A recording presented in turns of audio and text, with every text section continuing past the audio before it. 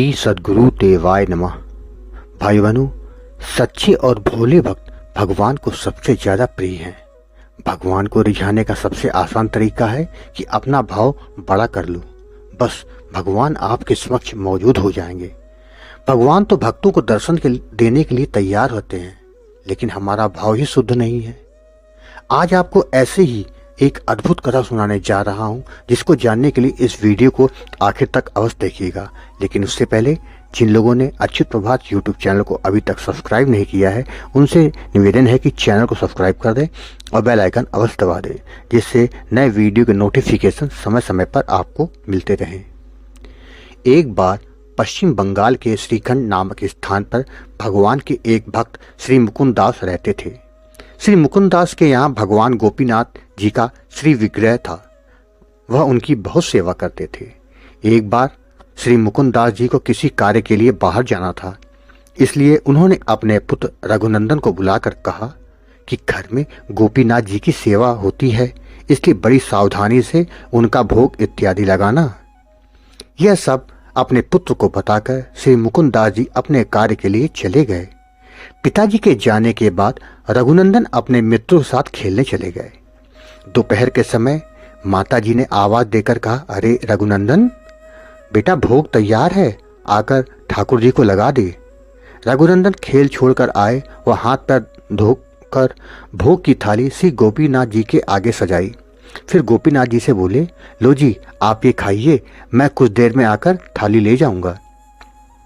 श्री रघुनंदन अभी बालक ही थे, इसलिए बड़े ही सरल भाव से रघुनंदन ने श्री गोपीनाथ जी से निवेदन किया।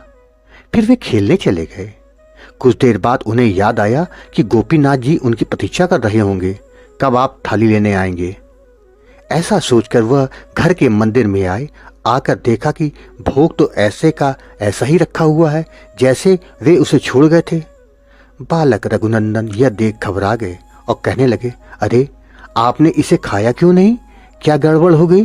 पिताजी को पता लगेगा तो मुझे बहुत डांटेंगे।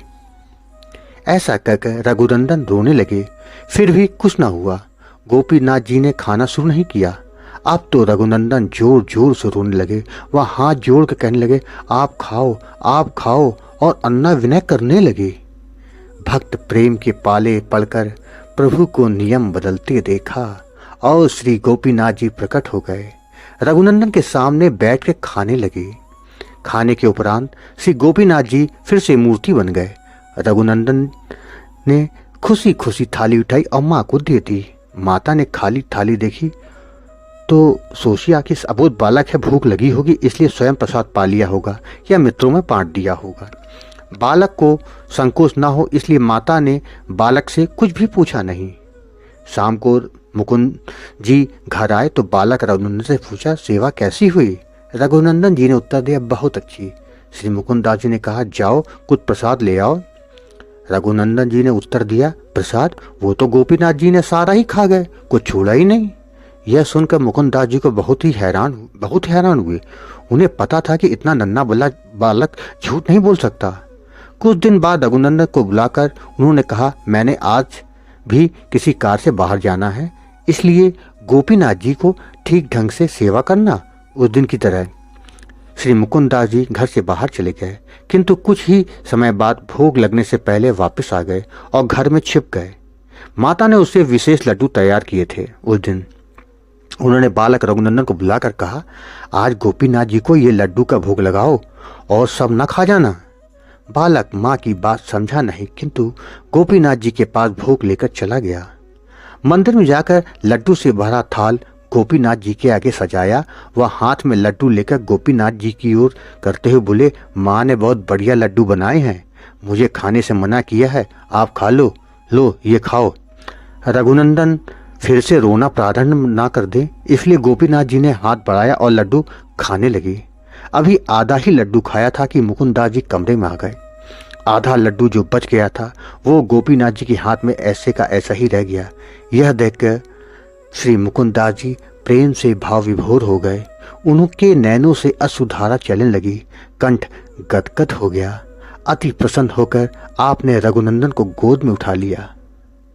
आज भी श्रीखंड में आधा लड्डू लिए गोपीनाथ जी विराजमान हैं।